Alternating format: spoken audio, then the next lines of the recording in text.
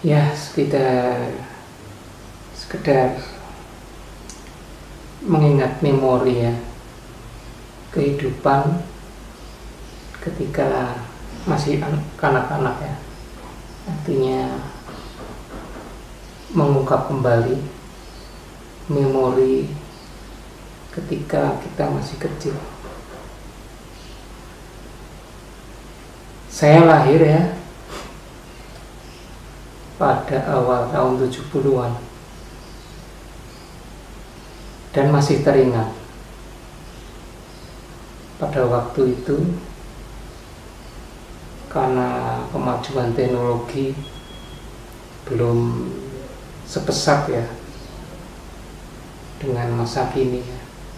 Pada era milenial ini memang perbedaannya sangat luar biasa dalam konteks pengetahuan ya, atau ilmu yang mungkin perbedaannya sangat jauh.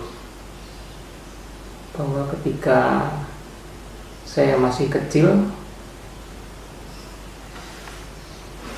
teknologi pada waktu itu memang sangat terbatas. Kemesatan perkembangan ilmu pengetahuan juga masih belum sepesat yang ada dalam kehidupan saat ini ya. Kita lihat juga kehidupannya juga sangat berbeda. Artinya hubungan antar manusianya, hubungan kekerabatan, hubungan antar tetangga, hubungan antar manusia juga memang sangat berbeda sekali kehidupannya dengan kehidupan kalau kita konteks zaman sekarang ya, zaman milenial, zaman yang serba teknologi. Dan memang masa-masa kecil saya ya, masa kecil saya ketika saya ungkapkan memang saat-saat itu memang sangat penuh keterbatasan, artinya dari segala segi ya, dari segala segi. Kalau kita sudut pandangnya dari sisi bagaimana hubungan manusia satu dengan manusia yang lain, di mana pada waktu itu kita lebih bersifat kekeluargaan antar tetangga, antar teman, dan hubungannya sangat akrab. Memang kehidupan pada waktu itu kalau kita lihat juga ya sangat-sangat, secara pribadi saya ingin kembali ke masa silam, dalam arti konteks bahwa kehidupan zaman sekarang memang saya akui kita serba klik ya, serba ini pengetahuan apapun yang perkembangannya sangat pesat saat ini memang ya, kalau kita lihat komparasinya memang tidak bisa dibedakan. Kalau kita lihat juga kehidupan pada waktu masa lampau yang saya ungkap pada sesi kali ini adalah bahwa ada satu mungkin bagi kehidupan saya adalah suatu misteri dalam konteks mungkin bagi kerabat atau bagi teman sepermainan saya masih kecil, itu suatu kenyataan dalam konteks apa yang saya alami pada waktu saya kurang lebih lebih berumur 5 atau ya 5 atau 6, karena memang saya masih ingat itu ketika saya umur sekitar 5-6 itu ya, memori kolektif saya mengatakan bahwa ketika pada waktu itu usia untuk memasuki sekolah dasar ya, sekolah dasar itu kalau mungkin zaman sekarang umur 5 tahun sudah bisa masuk ke bangku sekolah dasar atau kelas 1 ya. Namun pada waktu itu saya masih ingat sekali bahwa pada waktu itu saya belum menginjak bangku sekolah dasar atau bangku SD. Ada satu hal yang ingin mungkin bagi orang lain itu kelihatannya nyata. Bahkan sampai hari ini mungkin teman seperjuangan saya atau sepermainan saya pada waktu umur 5 tahun atau 6 tahun lah, mungkin juga keluarga saya, mungkin almarhum bapak ibu saya, kerabat saya, orang yang saya anggap mbah, atau kakak dan adik saya, atau tetangga-tetangga saya yang saat ini mungkin masih hidup ya, mungkin masih percaya bahwa ketika saya berumur 5 tahun atau 6 tahun itu saya memiliki julukan ya, paraban, bahwa saya pada umur sekian pernah digondol wiwi atau digondol genderuwo. Nah, itu mungkin yang ingin saya ungkapkan. Itu memang sebagai suatu misteri ya, bahwa konteks keyakinan orang pada waktu itu bahwa mereka yakin saya betul-betul pernah digondol wewe atau digondol genderuwo. Artinya saya pernah dimasukkan atau diajak atau memang diambil oleh sosok bunian ya. Bunian artinya oleh makhluk astral yang mungkin bagi orang-orang pada waktu itu sering disebut dengan wewe atau genderuwo. Nah, ini yang bagi saya kehidupan sampai sekarang ini memang pas waktu saat inilah saya ungkapkan, apakah benar saya itu waktu kecil pernah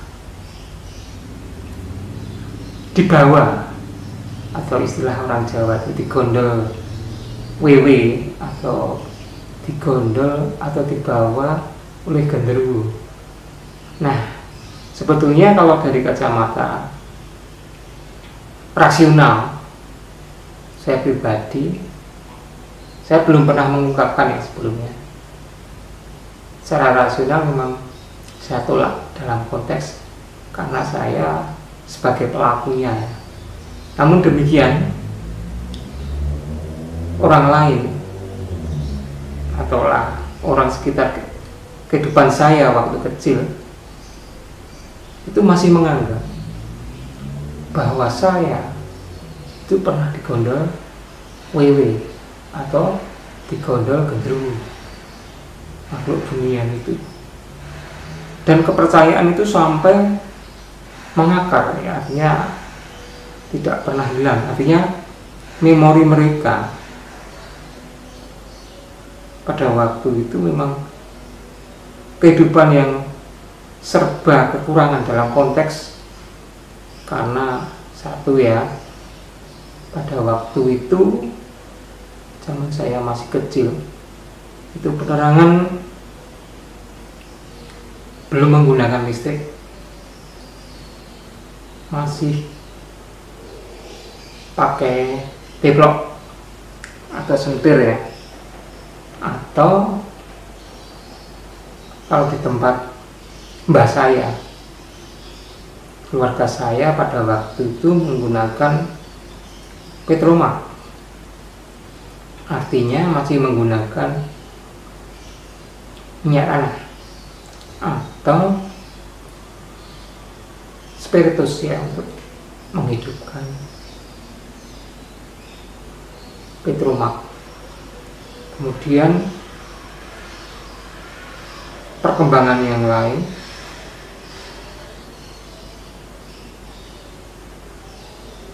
masyarakat pada waktu itu masih percaya terhadap hal-hal mistis, hal-hal yang tidak bersifat rasional. Seperti misalnya pada waktu saya masih kecil, karena interaksi antar tetangga, antar teman, antar rumah itu begitu dekatnya. Jadi ada suatu kebiasaan pada waktu itu, antar tetangga itu saling bertukar pikiran, duduk bersama di halaman rumah, di pojok-pojok rumah, sangat interaktif. Artinya kedekatan masing-masing personnya.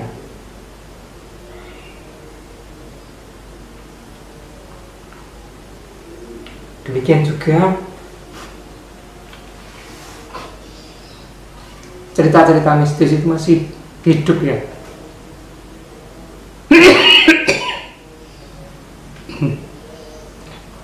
Di kalangan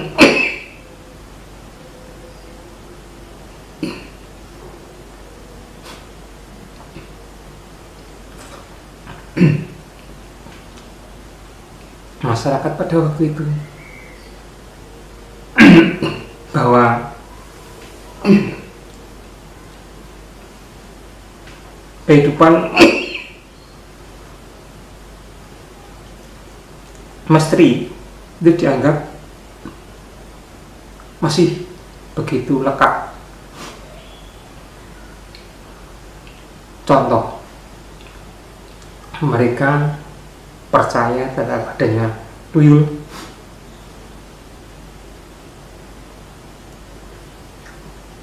gendruwo,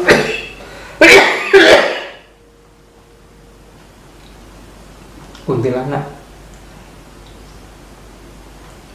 atau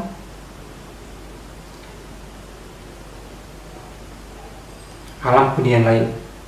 Bahkan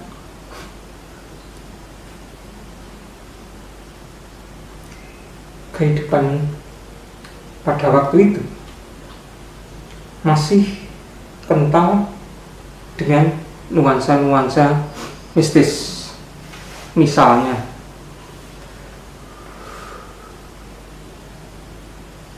ada yang memiliki hajat sukitan,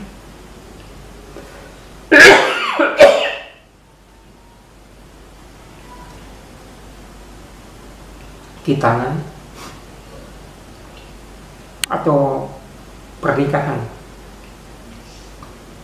Sebelum pelaksanaan hajat mereka, biasanya di pertigaan jembatan atau di pertigaan jalan, perempatan jalan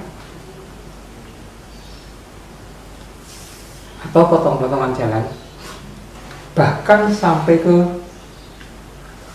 tempat alam kubur ya, maksudnya kuburan, mereka juga akan menyampaikan caos dahar, artinya semacam sesaji.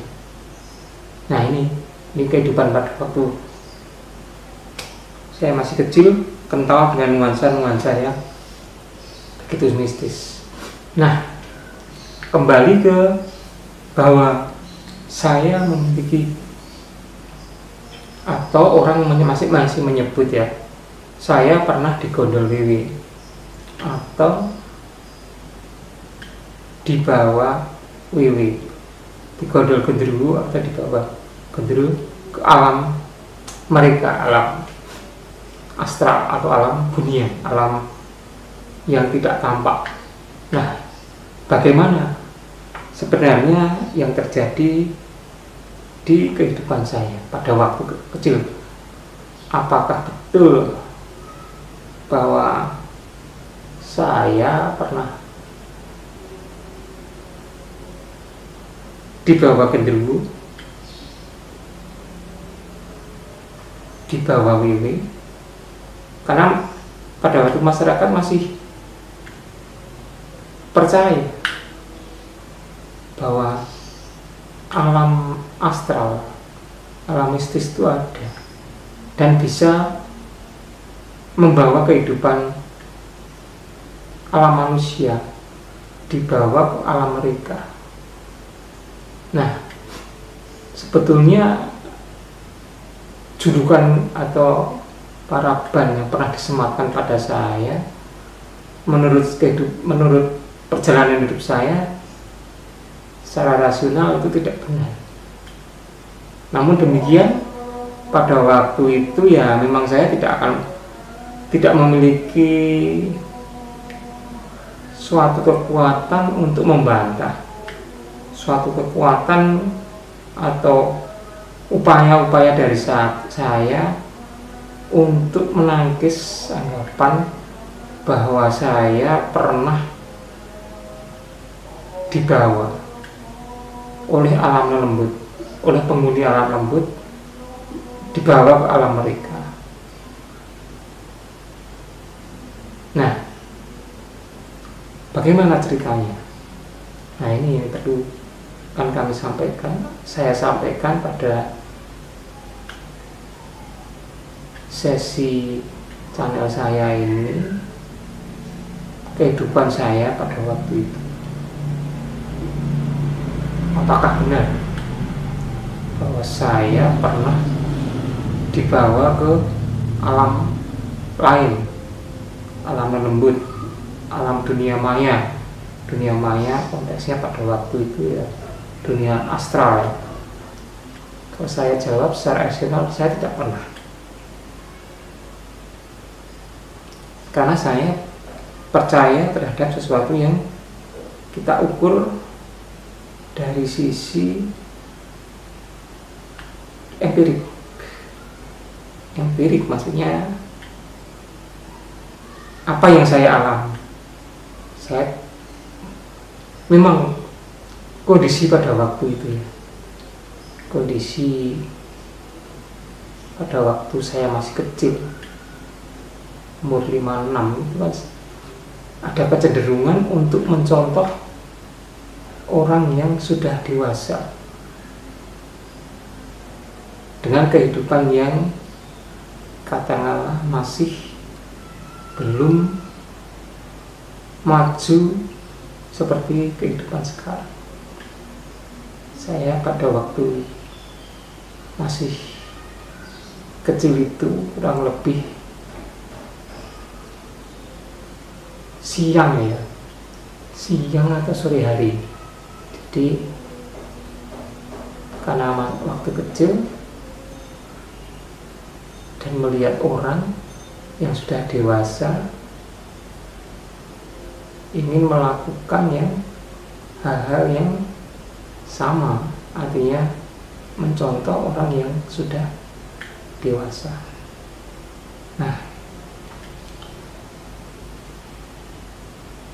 ketika siang atau sore tersebut, kan suasana pada waktu itu kehidupan memang beda dengan zaman sekarang kehidupannya pada waktu itu tidak terbiasa dengan hal-hal yang berisik, artinya karena memang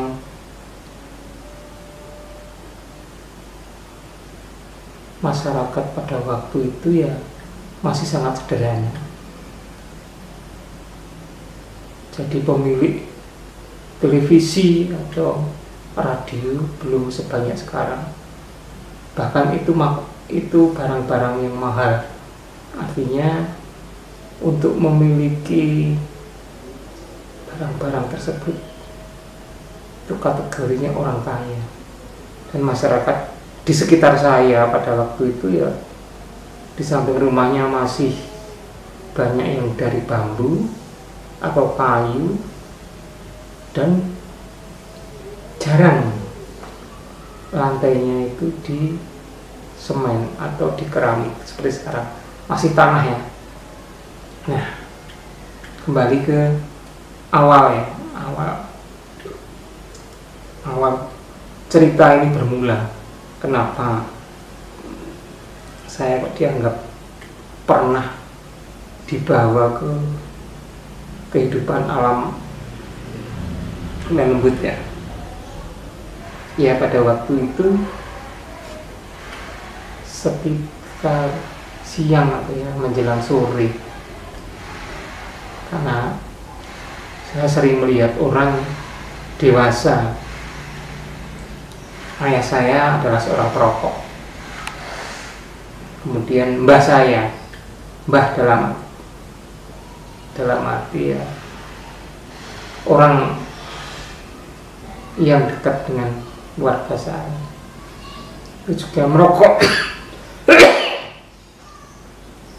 Demikian juga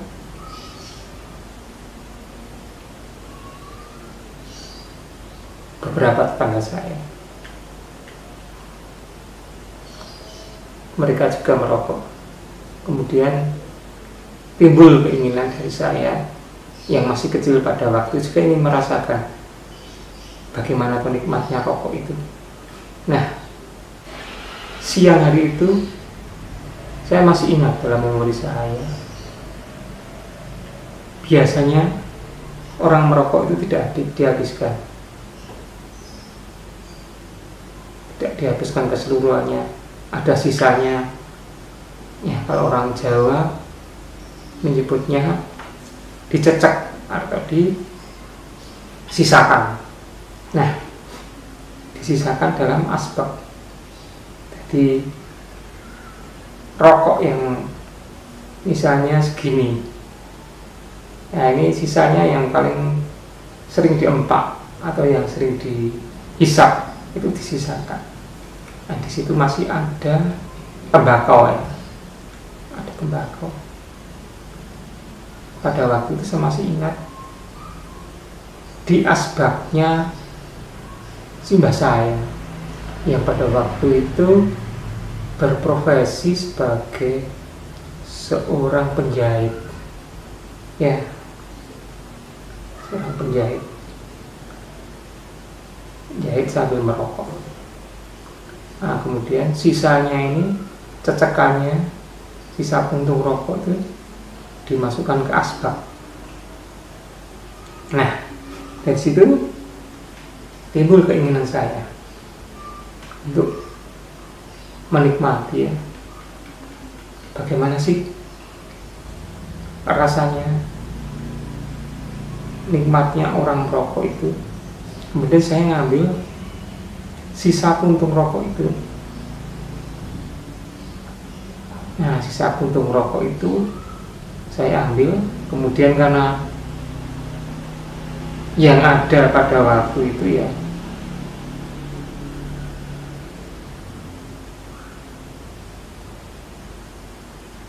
apa adanya, jadi yang ada kertas saja pada waktu itu sulit ya. Kita pada waktu itu untuk memiliki sebuah buku tulis saja sulit. Nah, kemudian saya melihat ada jajaran kertas koran atau ya koran ya. Nah, dari bekas-bekas cecekan itu kemudian saya masukkan dalam bekas kertas koran. Nah, kemudian dengan sembunyi-sembunyi saya mengambil sisa puntung rokok atau cecekan dari mbah saya itu, kemudian saya bawa keluar. Kemudian saya, karena saya nemunya kertas sedikit itu aja, kemudian saya masukkan dalam kertas koran yang lipatan itu untuk saya buat sedemikian rupa untuk seakan-akan ya jadi rokok itu. Jadi rokok itu kemudian sambil keluar bawa tembakau, kemudian juga bawa korek. Kalau pada waktu itu koreknya juga dari minyak tanah. Kemudian dengan sembunyi-sembunyi saya masuk ke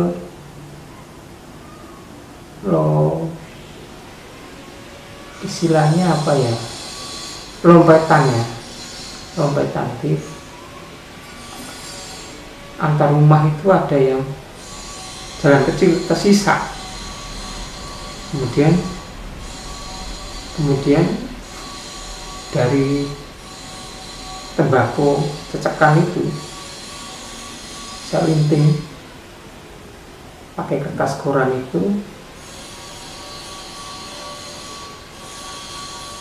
saya buat sedemikian rupa ya, jadi seakan-akan ya saya menganggap pada waktu itu ya itulah rokoknya orang dewasa. Dan saya mencoba untuk coba rokok ini saya hisap, kemudian saya hidupkan dengan menggunakan korek, dan ketika hidup saya hisap.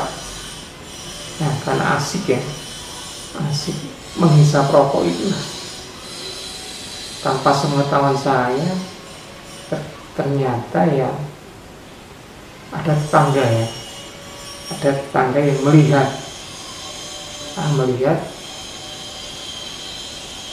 karena melihat saya yang asik merokok. Kemudian saya dimarahi, diancam, bahkan dibeden-bedeni ya, dalam arti ditakut-takuti oleh tetangga saya itu. Pada waktu itu saya masih ingat, tetangga perempuan.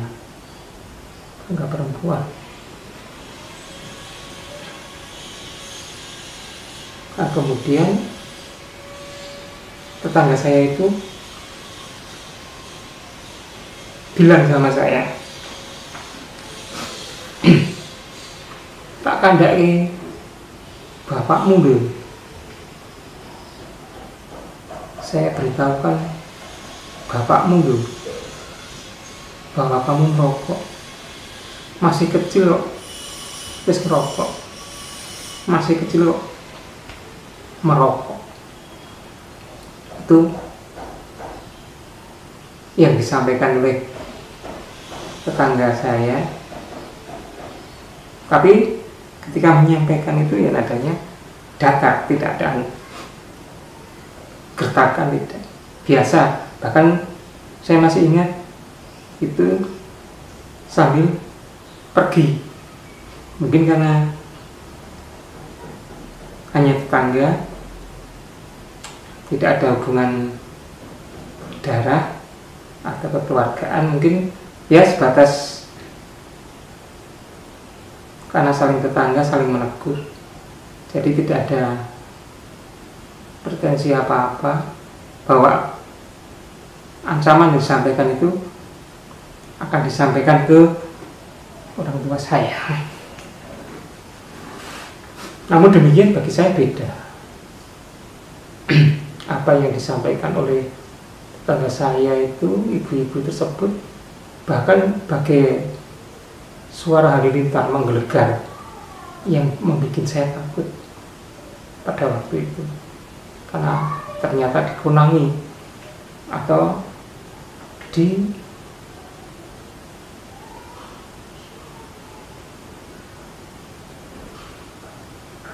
kalau orang Jawa itu dikunangi ya, artinya ada orang yang melihat pas saya asik merokok tersebut, dan saya takut terhadap apa yang disampaikan bahwa nantinya tetangga itu benar-benar akan menyampaikan kepada orang tua saya. Saya pada waktu itu benar-benar kalut, takut dimarahi oleh orang tua, oleh saya, terutama oleh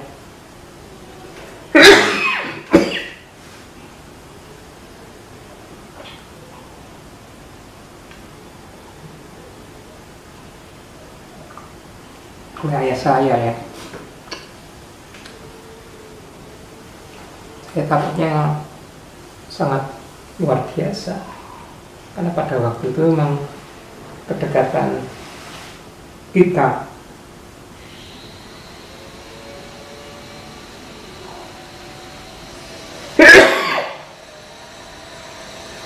dengan orang tua itu sangat dekat. Nah itu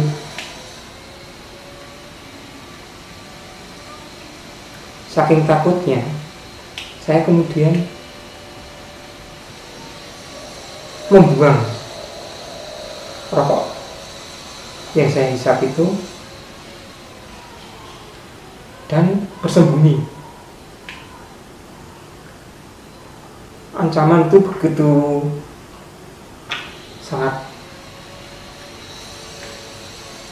menggelisahkan, sangat menakutkan, bahkan bikin saya itu shock luar biasa. Kalau benar-benar ayah saya tahu, orang tua saya tahu, saya pasti dimarahi.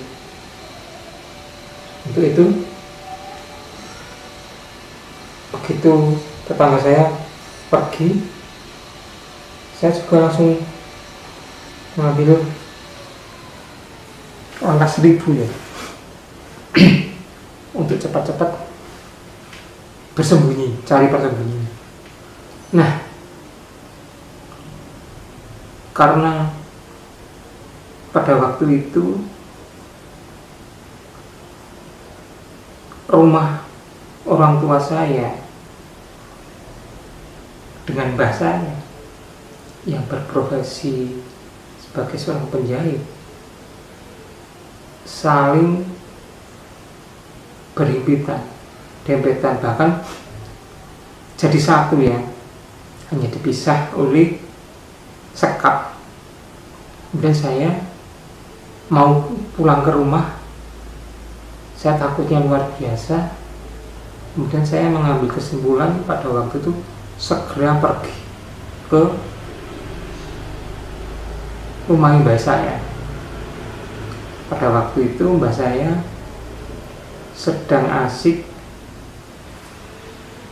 mengukur baju ya, karena profesinya sebagai seorang penjahit.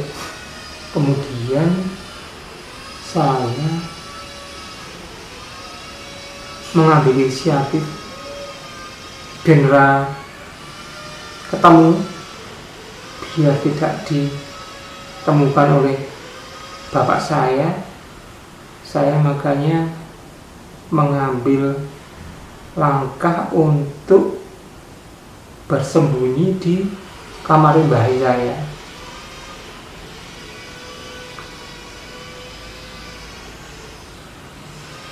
Kamar mbah saya itu hanya ada 2 barang, satu tempat tidur, kemudian satunya meja. Nah, meja ini kan biasa dipakai oleh mbah saya karena pada waktu itu ya masih ramai atau gencar-gencarnya dengan apa yang disebut buntut atau nalu ya. Artinya meja itu dipakai oleh mbah saya untuk merumus buntut atau nomor atau perjudian, angka judi. Nah, saya kemudian lari di bawah meja itu, di bawah meja dalam kamar mbah saya, Mbah Hadi ya namanya, kamarnya Mbah Hadi. Nah, kemudian saya pada waktu itu masih ingat, sudah sore menjelang maghrib.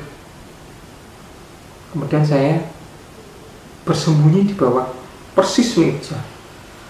Jadi saya bisa memantau aktivitas mbah saya ketika masuk kamar, keluar kamar, saya langsung bisa memantau. Di mobilitas keluar masuknya saya bisa melihat Mbah Kakung, Mbah Hadi Kakung, Mbah Hadi yang laki-laki maupun Mbah Hadi yang putri, Mbah Putri, Mbah yang perempuan. Kemudian ketika menjelang maghrib itulah orang tua saya mencari saya keberadaannya, karena dari siang sampai sore dan maghrib kok tidak kelihatan dan belum makan. Jadi kondisi pada waktu itu ya saya sebetulnya lapar atau ngelih bahasa Jawa, tapi rasa takut itulah yang membuat saya jadi kuat bertahan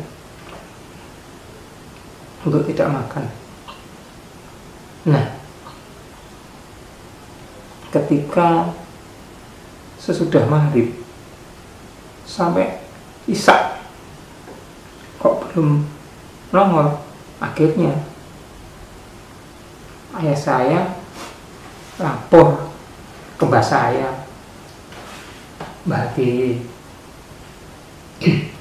Kakung dan Mbah Hadi Putri. Ternyata Mbah Kakung dan Mbah Putri juga menyatakan belum pernah melihat saya dari siang, sore, bahkan maghrib. Akhirnya bapak saya dan mak saya mencari ke tetangga sampai isya, tapi tidak pernah ditemukan. Nah kemudian karena tidak ditemukan, akhirnya satu kampung itu ramai mencari saya. Saya masih di dalam kamar itu, di bawah meja. Saya masih betul-betul bisa melihat aktivitas, karena suaranya masih terdengar di seputar rumah mbah saya. Di rumah saya itu akhirnya banyak orang menggerombol mencari. Nah, keberadaan saya bahkan sampai ke kampung-kampung tetangga. Akhirnya dari inisiatif ketua kampung pada waktu itu ya, larinya itu ke alam dunia, alam astral, alam lembut. Karena sampai hampir jam 8 atau 9 kok belum ditemukan. Sudah mencari ke mana-mana, seluruh kampung diubek-ubek, seluruh kampung dicari. Semua teman sepermainan saya pada waktu kecil sudah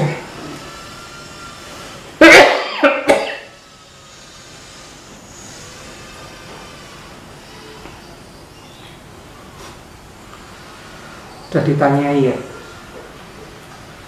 apakah mereka melihat saya atau tidak. Demikian juga sampai ke kampung-kampung tetangga. Nah, karena tidak ketemu, maka ketua kampung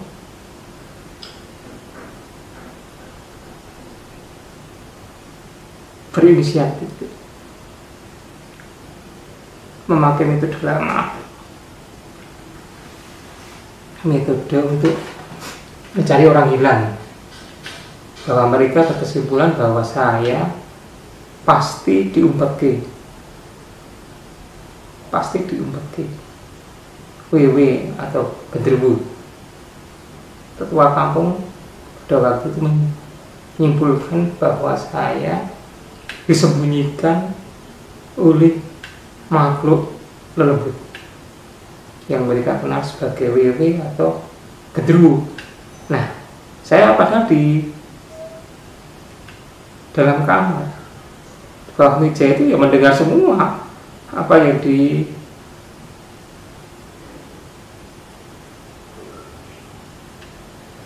disampaikan oleh tetangga saya.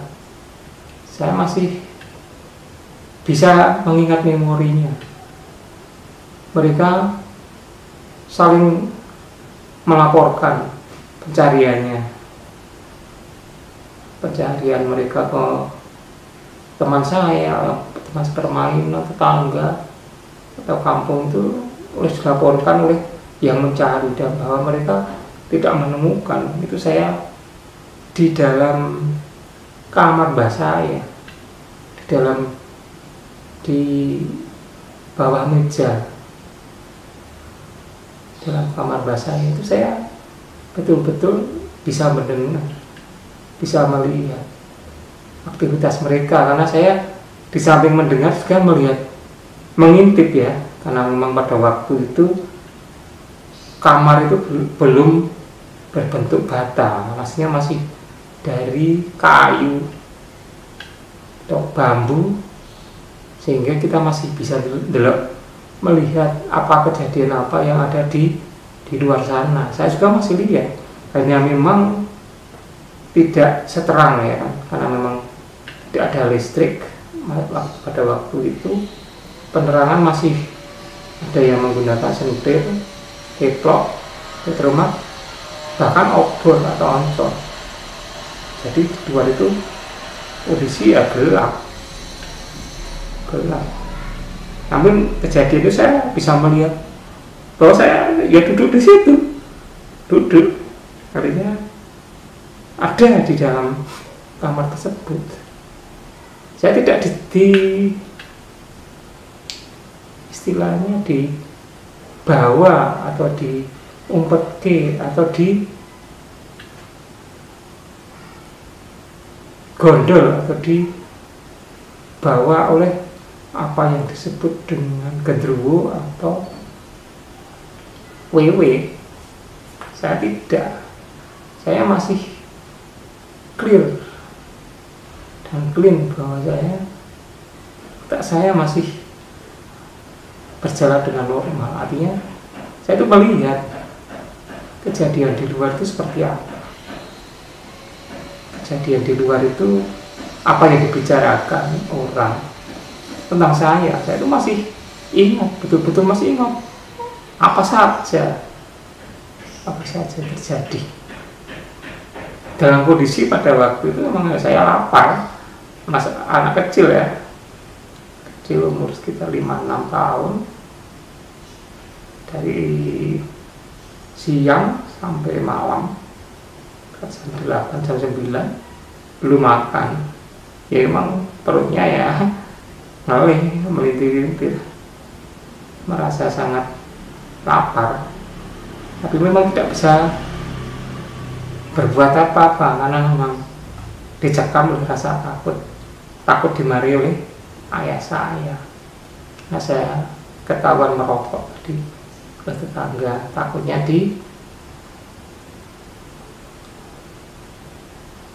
disampaikan oleh tetangga saya kepada ayah saya, sehingga saya takut kalau betul-betul nanti saya dimarahi oleh orang tua saya, bapak saya. Nah, kemudian saya juga masih ingat tetangga saya itu ikut nyari, tapi ternyata tetangga saya yang menemukan saya merokok itu tidak pernah ngomong bahwa tadi dia melihat itu merokok, tidak. Ya hanya tadi siap ketemu, tadi saya lihat di sini, tapi tidak pernah membahas bahwa saya ketemu oleh merokok. Ternyata ya tetangga saya itu hanya mengancam sebatas ancaman orang dewasa ya, ancaman untuk mendidik bahwa masih kecil dalam merokok gitu aja ya. Intinya rasa kasih sayang sebetulnya, rasa iman ya, masih kecil merokok ya. Itu sebetulnya tetangga ibu itu tadi yang melihat saya merokok tadi tidak pernah menyampaikan ke masyarakat bahwa saya tadi ada di sini rokok. Tidak. Ternyata saya ketika masih dewasa saat ini atau setelah bertahun-tahun waktu itu hanya sebuah rasa kasih sayang ya, seorang tetangga melihat kita kok merokok. Ketika bahasanya juga ingin mendidik kita. Nah, akhirnya karena tidak ditemukan, ya tidak ditemukan, saya hanya di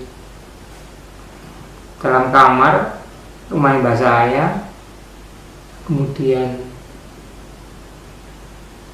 di bawah meja, bahkan mereka tidak pernah masuk melihat itu. Mbak saya juga tidak punya ide, coba Kak melihat kamar, Kak melihat longkangan, ada di bawah kasur, ada di bawah dipan, apakah ada tidak. Itu juga mbak saya, bapak saya juga tidak pernah terlintas. Dan saya yakin kalau mbak saya, bapak saya, orang tua saya masuk kamar dan melihat di bawah dipan atau tempat tidur, pasti melihat saya. karena saya ada di meja betul-betul di pojokan itu. Hanya memang yang sangat membantu ya, karena pada waktu itu belum ada listrik, masih penerangannya sangat sederhana, keplok, termak, oncor, obor. Nah itu tidak membantu. Nah, tidak, di dalam kamar itu juga tidak ada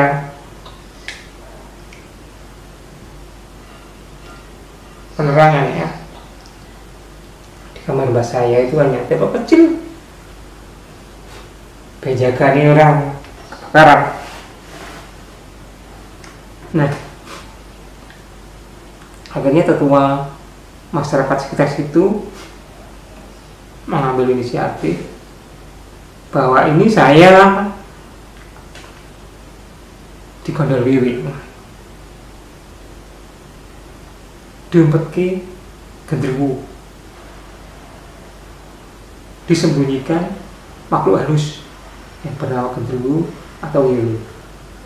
Nah itu akhirnya mereka sepakat untuk menggunakan cara-cara tradisional. Akhirnya mereka, tetangga-tetangga saya, tetangga-tetangga serumah itu menabuh bebunyian apa saja yang bisa ditabuh agar saya dilepaskan dari cengkraman genderuwo maupun wewe gombel. Nah itu akhirnya tetangga itu punya piring, punya manci, punya kentongan, punya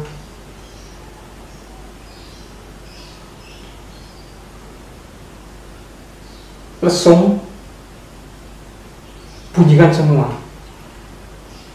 Jadi satu kampung itu akhirnya ya saling membunyikan.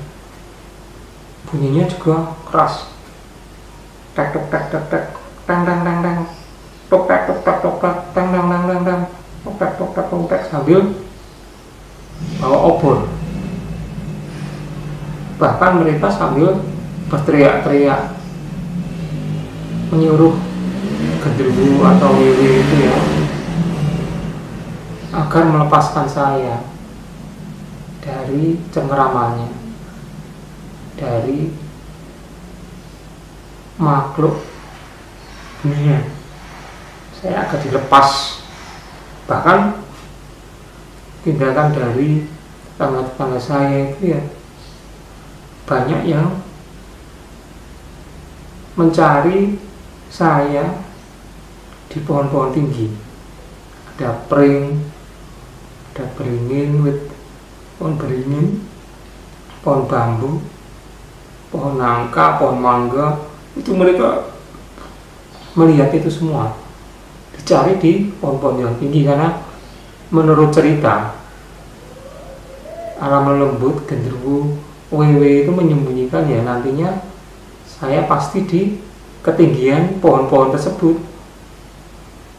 Nah pasti, nah itulah sampai malam itu ya, sampai jam tengah malam ya, tapi saya tidak tahu jamnya pada waktu itu.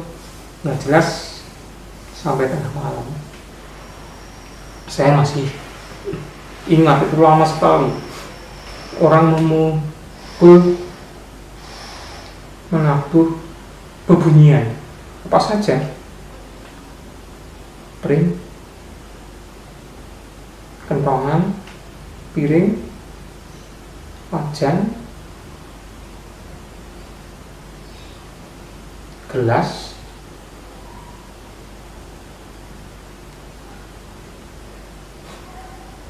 kelumbung, apa saja, bahkan yang bisa dibunyikan sambil teriak-teriak itu. Akhirnya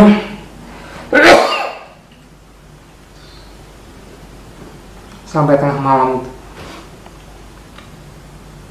Saya masih ingat sampai tengah malam itu karena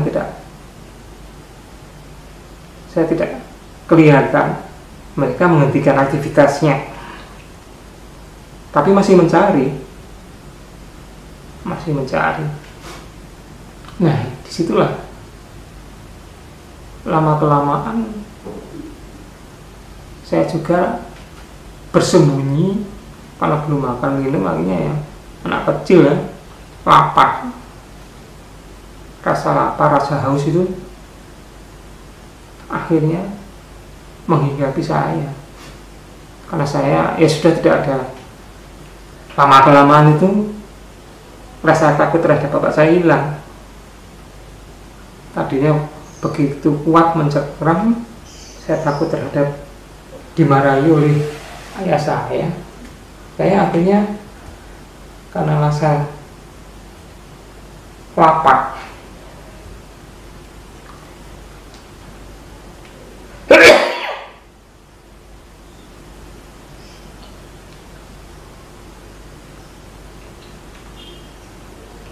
dan haus ya, akhirnya saya memutuskan untuk keluar dari persembunyian. Ya, itu butuh keberanian sebetulnya. Saya keluar akan dimarahi oleh bapak saya, atau saya lapar karena sudah tidak makan berjam-jam dan haus. Akhirnya panggilan alam ya, seorang anak kecil ya, lapar dan haus pasti ya tidak bisa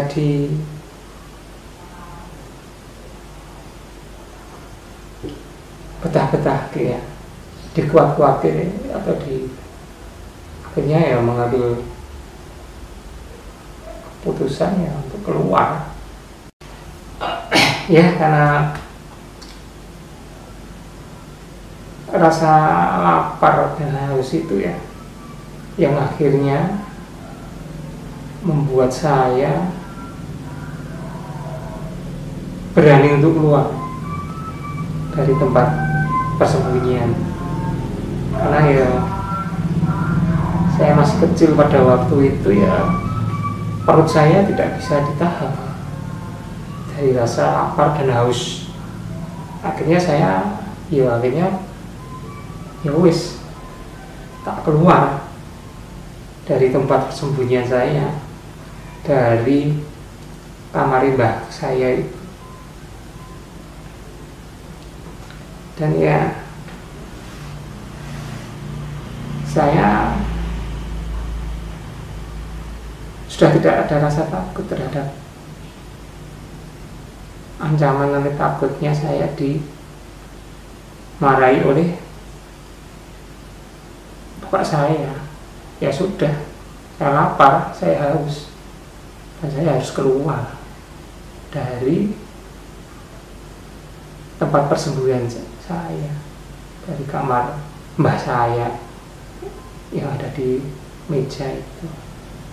Ya sudah, saya akhirnya keluar. Nah, ketika keluar itulah mbah saya sepi karena pada mencari kemana-mana. Mbah saya, kemudian bapak saya itu juga pergi, artinya tidak ada di rumah mbah saya. Mereka keluar mencari kemana-mana. Karena rumah sepi, kamar sepi, ya akhirnya saya keluar rumah. Ternyata di luar itu saya masih ingat yang ada, yang masih tersisa, yang masih nunggu itu ya Mas Mo, istrinya Mbak Tina itu ya. Ternyata Mas Moh yang pada waktu itu berprofesi sebagai seorang tentara itu juga baru. Sebenarnya Mas Moh ini juga mencari kemana-mana, artinya mencari keluar kemana-mana, mencari saya. Tapi pada waktu itu Mas Moh ini kok pulang. Pas pulang, karena berhadapan-hadapan rumah dengan mbak saya, akhirnya pas saya keluar, Mas Moh ya keluar. Nah, dia kaget, loh kowe gitu, bilang gitu,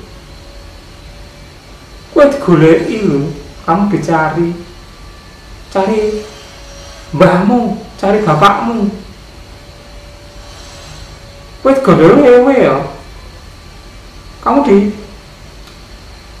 disembunyikan oleh makhluk halus, wewe arep gendruwo ya, terus bali kowe.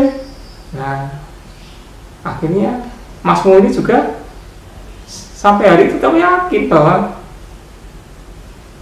saya itu tetap disembunyikan oleh makhluk halus, gendruwo atau wewe. Karena yo momentumnya ya bisa ngepasi gitu ya.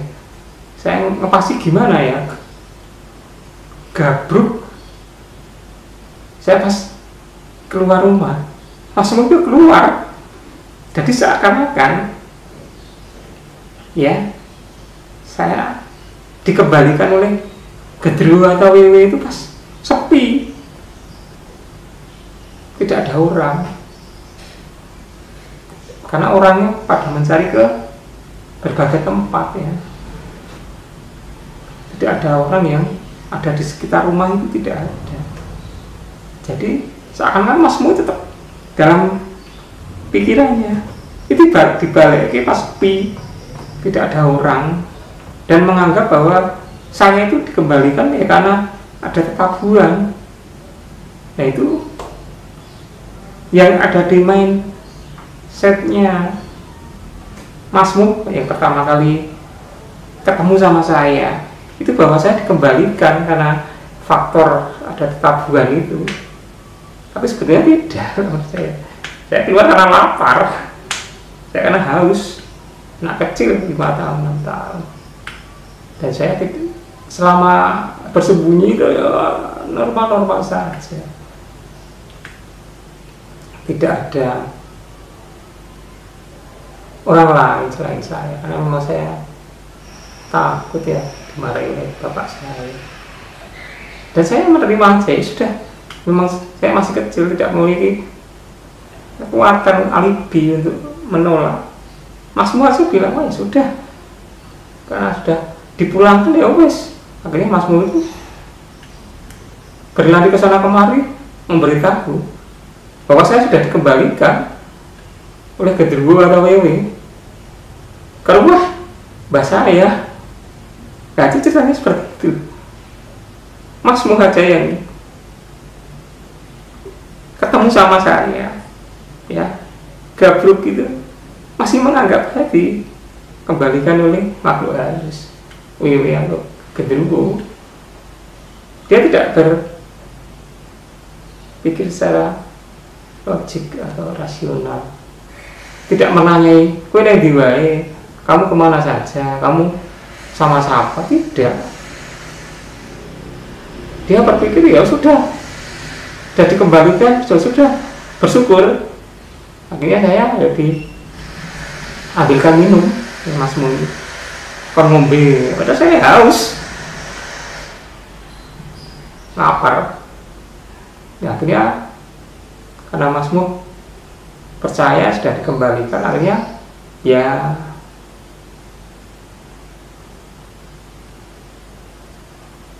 mengambil langkah untuk menyampaikan, mencari bapak dan mbak saya bahwa saya sudah dikembalikan menurut mereka ke alam dunia dari alam lembut. Ya, itu kepercayaan, saya tidak menyalahkan ya. tidak apa-apa, biasa-biasa saja, karena itu ya sudah kepercayaan masyarakat pada waktu itu. Nah, ketika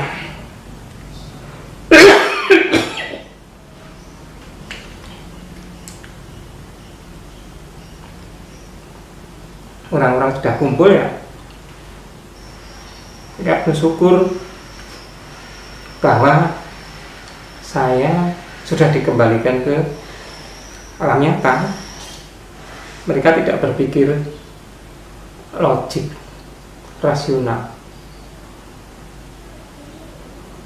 Bahkan bapak saya terharu.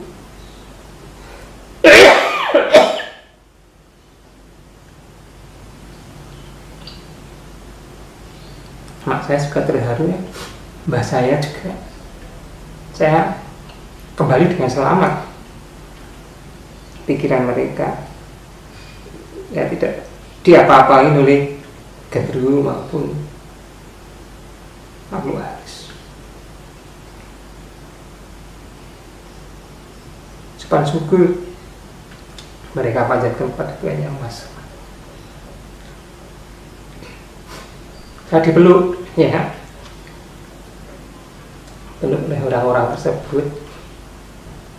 Mereka tidak menanyai.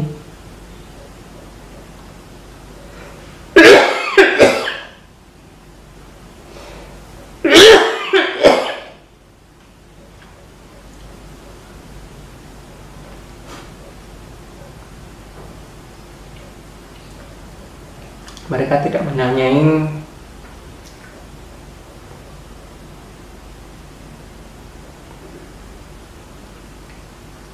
saya dibawa kemana, saya dibawa oleh siapa, dan kemana saja.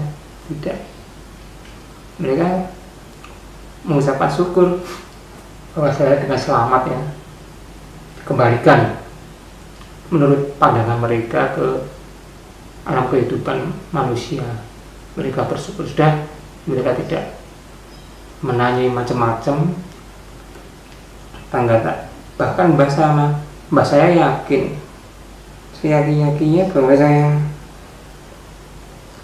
betul-betul dibawa ke alam lembut. Tidak apa-apa. Nah, ya kepercayaan mereka seperti itu, dan saya juga tidak menyalahkan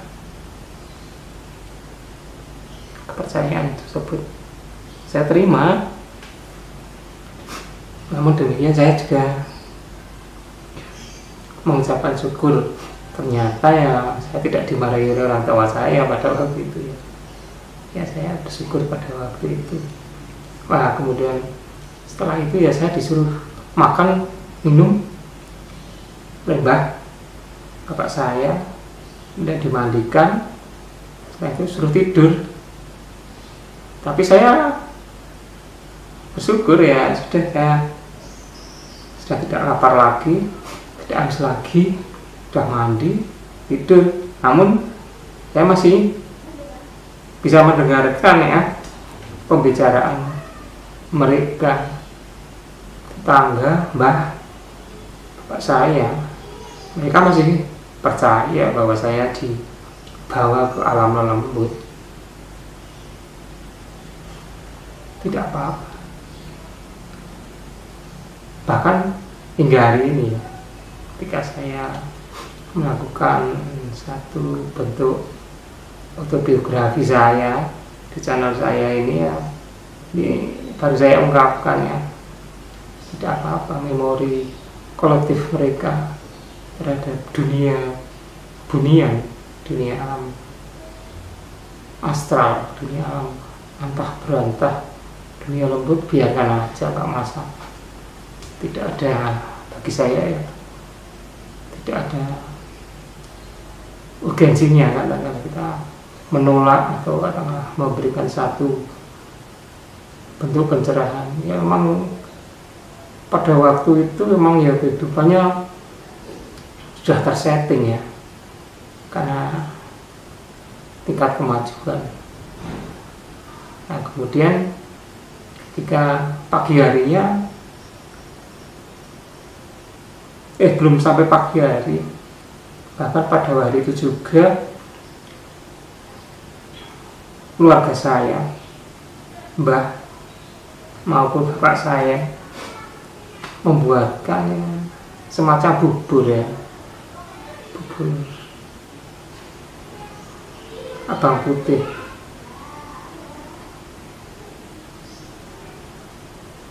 Dilanjutkan esok harinya juga sama, membuat bubur ya, sebagai tanda bersyukur bahwa saya sudah dikembalikan ya, ke alam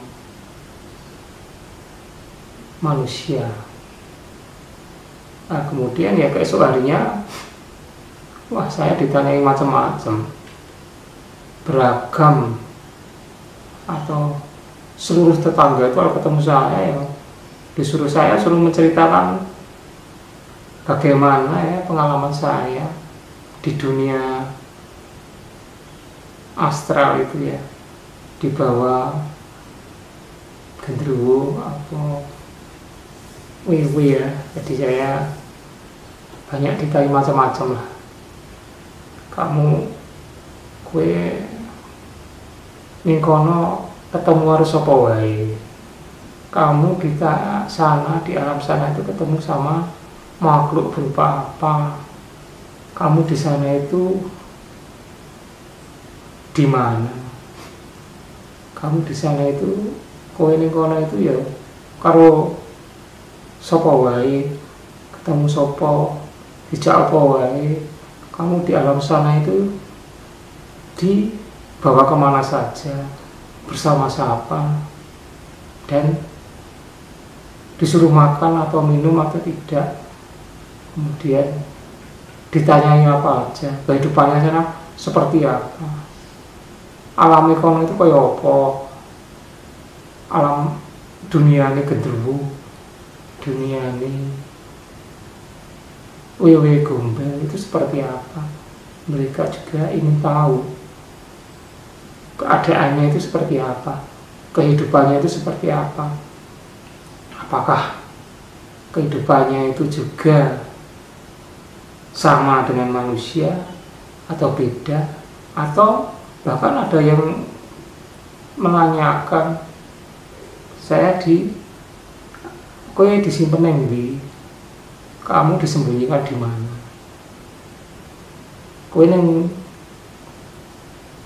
kayak dewet ngendi, kamu dibawa ke pohon yang mana itu. Nah itu pada pagi harinya ya, pertanyaan-pertanyaan itulah yang ditanyakan kepada saya, dan saya itu pada waktu itu ya tidak menjawab. Saya ditanya satu persatu ya jawab saya diam aja, nggak tanya. Tapi tetangga-tetangga saya memaklumi bahwa saya tidak menjawab ya, tidak mengiyakan apa itu, bahwa mereka percaya karena saya di bawah alam sana itu ya, ibarat orang itu ya di bawah pengaruh mereka ya, di bawah pengaruh alam astral, artinya kita dibawa secara tidak sadar dan kita sulit mengingat-ingat. Itu kepercayaan tetangga saya, karena saya tetap masih percaya, mereka masih percaya, saya tetap sampai hari ini. Bagi orang-orang yang menyaksikan peristiwa itu ya, mereka pas percaya saya pernah di gondol wewe atau gondol genderuwo, bahwa saya pernah dibawa oleh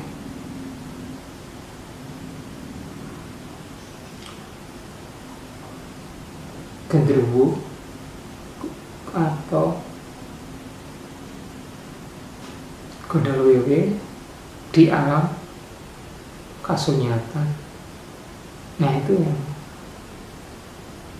saya juga ketika ditanya saya tidak pernah berbicara dalam arti menjawab sepatah dua kata.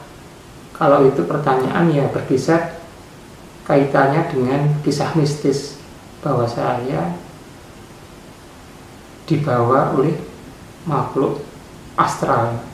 Itu tidak pernah saya jawab. Dan saya juga diam aja sampai hari ini. Ketika saya melakukan satu bentuk cerita dalam konteks secara modalitas, saya rekam ya melalui channel saya ini. Nah ini yang dia sebagai saksi ya bahwa saya dulunya waktu umur 5-6 tahun itu ya pernah dihebohkan, pernah dibuat stigma, pernah dicap oleh tetangga atau orang-orang yang katakanlah hidup sepantaran saya, keluarga saya yang waktu kecil itu. Ya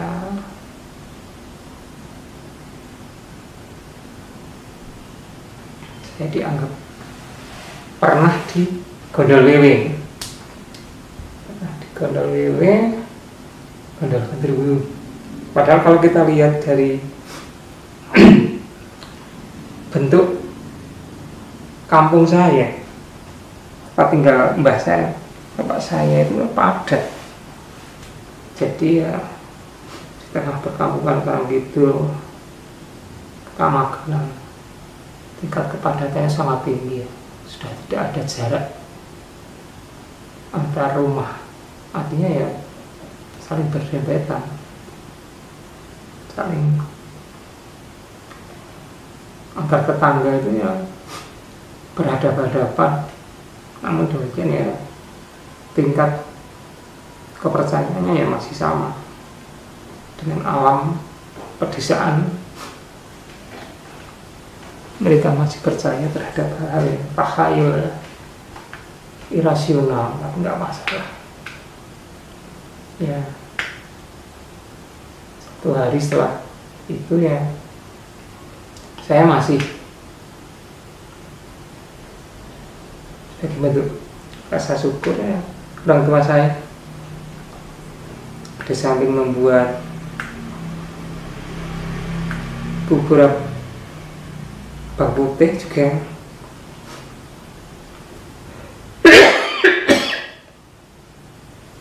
selamatan kenduri, selamatan kenduri dengan cara sederhana, membuat bacaan itu sebagai tanda rasa syukur pada Tuhan Yang Maha Esa, Allah SWT, bahwa saya diberikan kesehatan, tidak ada kurang suatu apapun. Saya dikembalikan ke alam kehidupan nyata. Nah itu sampai bertahun-tahun ya, bertahun-tahun saya masih diberi stigma itu. Bahkan ketika saya masih dewasa, sudah sekolah SD, SMP, SMA, bahkan kuliah, tetangga-tetangga yang pada waktu itu ikut mencari ya, ikut menyaksikan bahwa saya tidak ada di rumah mbak saya, tidak ada di rumah bapak saya, dan menyatakan saya di gondol wewe, gondol genderuwo. Itu ketika ketemu ya masih cerita seperti reuni itu ya, seperti reuni menceritakan bahwa saya pernah di Gondol Wiwi ya, pada waktu kecil ya di Gondol Druwu. Nah, seperti itu sering diungkapkan, utamanya ketika lebaran, saling sungkem, saling bertemu. Nah, ini sering dilontarkan. Loh, wit iki wiwit iki sing biyen wis tau digondol wiwi, wis tau digondol gendruwo. Kapan itu muncul?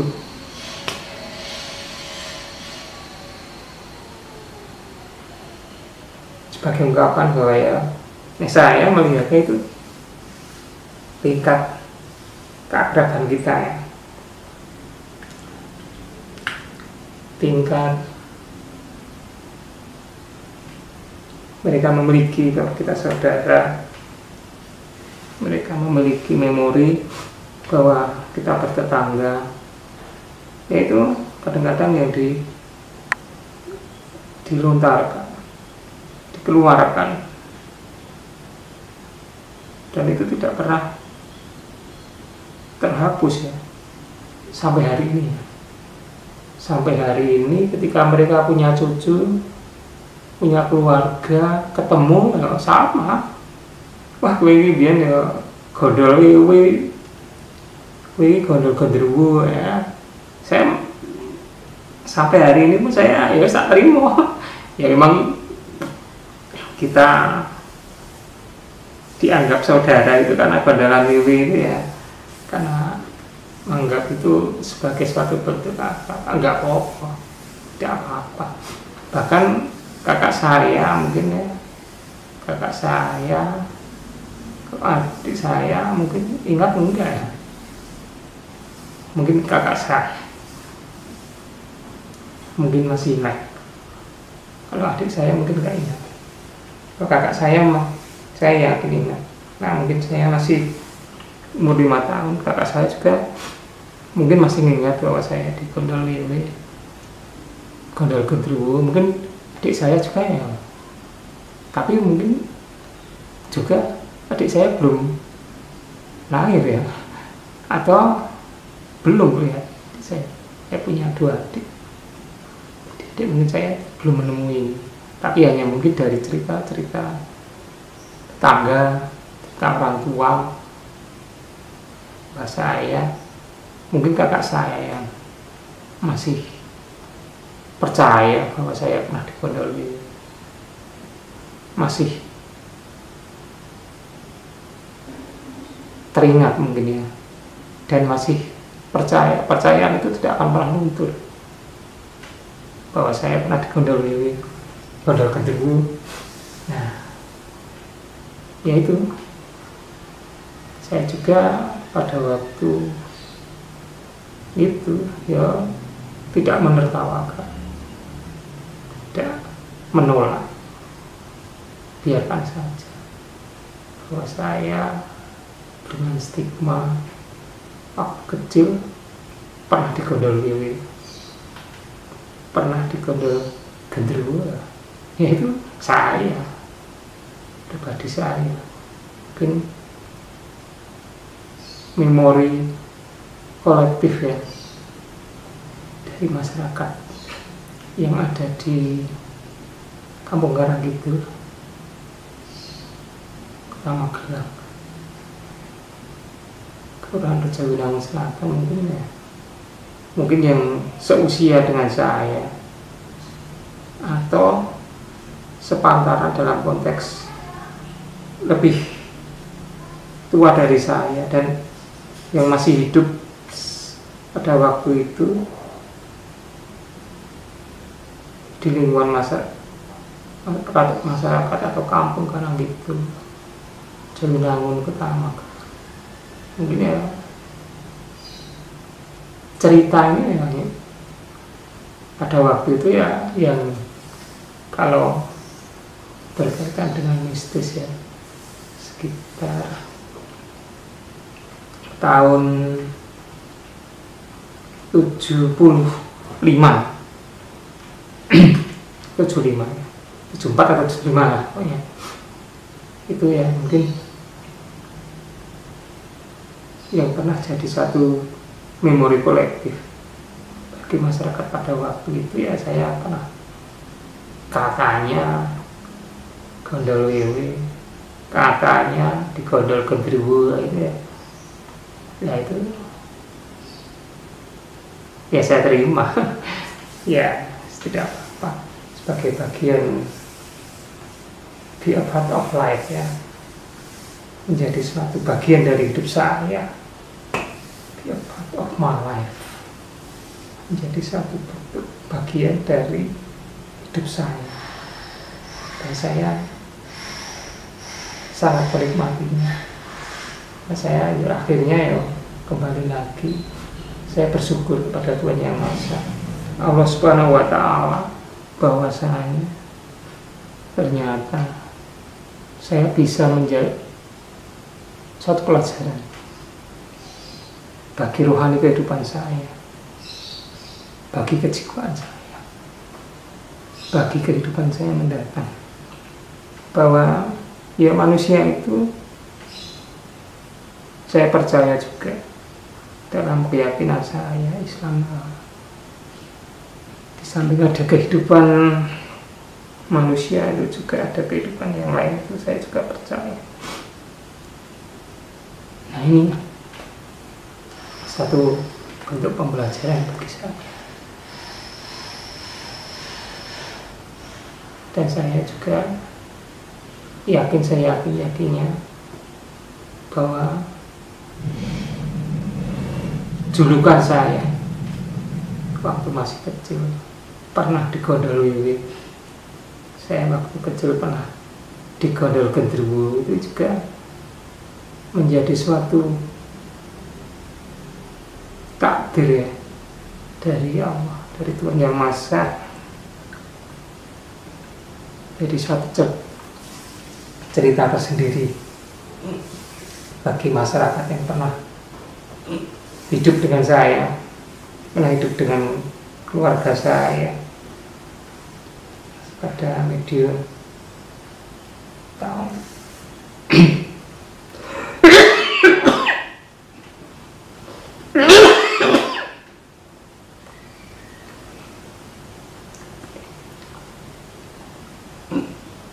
pada tahunnya 74 ya, mungkin sekarang tahun 74 ya, mungkin masyarakat yang pada waktu itu ya sekarang mungkin sudah sepuh-sepuh ya, sudah masak. Saya sendiri juga sudah merasa puas, dan itu saya yakin jadi kenangan indah dalam hidup saya.